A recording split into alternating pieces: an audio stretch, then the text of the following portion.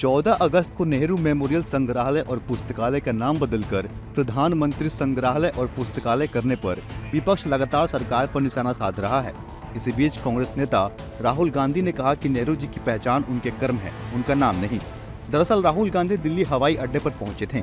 इस दौरान उनसे पत्रकारों ने नेहरू मेमोरियल संग्रहालय और पुस्तकालय का नाम बदलकर प्रधानमंत्री संग्रहालय और पुस्तकालय करने पर सवाल किया। इस पर कांग्रेस नेता ने कहा कि नेहरू जी की पहचान उनके कर्म है, उनका नाम नहीं है। बताया जा रहा है कि राहुल गांधी दिल्ली से लेह लद्दाख जाने के लिए निकले हैं। राहुल गांधी से पहले कांग्रेस महासचिव जयराम रमेश ने सोशल मीडिया प्लेटफॉर्म ट्विटर के जरिए केंद्र सरकार पर निशाना साधा। उन्होंने कहा कि विश्व प्रसिद्ध नेहरू स्मारक संग्रहालय एवं पुस्तकालय अब प्रधानमंत्री स्मारक संग्रहालय और पुस्तकालय बन गया है।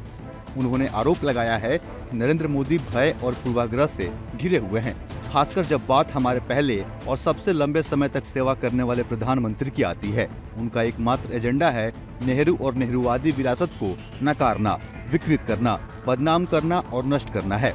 उन्होंने एन को मिटाकर उसकी जगह पी कर दिया है। रमेश ने कहा कि प्रधानमंत्री मोदी स्वतंत्रता आंदोलन में नेहरू के विशाल योगदान और भारत राष्ट्र राज्य की लोकतांत्रिक, धर्मनिरपेक्ष, वैज्ञानिक और उदार नींव के निर्माण में उनकी महान उपलब्धियों को कभी भी मिटा नहीं सकते। इतना ही नहीं, उन्होंने आगे कहा कि लगातार हमले के बावजूद जवाहरलाल नेहरू की विरासत हमेशा जीवित रहेगी और वह आने वाली पीढ़ियों को प्रेरित करते रहेंगे। इन सबके बीच पीएम मेमोरियल के इतिहास जानना बेहद जरूरी हो जाता है।